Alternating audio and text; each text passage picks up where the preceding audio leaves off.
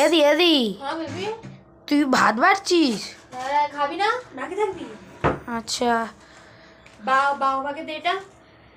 আচ্ছা দে।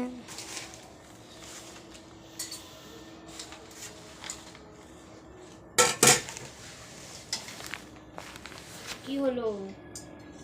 তুই এইটা আজকে কি বানিয়েছিস? জানিস না, মাংসের তরকারি আর সরু চুগলি। আমি তো জানতাম না, আমি ভেবেছি তুই আজকে মাংস না ছেড়ে ওই বানাচ্ছিস, মাছ তরকারি। এ বলবি কিরকম হয়েছে। হ্যাঁ ঠিক আছে, তুই বানাবি আর আমি খাবো না, পুরো ঝাল ভর্তি হবে, সবাই জল চাইবে, তুই এত ঝাল দিস। এবার তাকা।